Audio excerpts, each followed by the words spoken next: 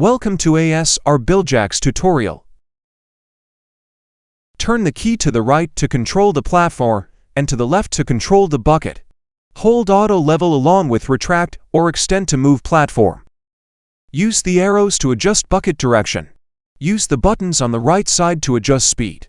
Pull right button to emergency stop. Spring must be up for lift bucket to function correctly.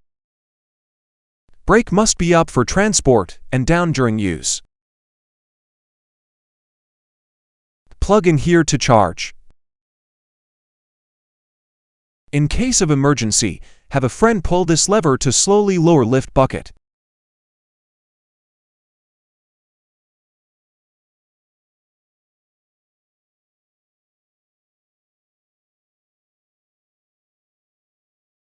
If you have any other questions, please give us a call. We are happy to help. For 144279951. All Star Rentals. Muskego. We.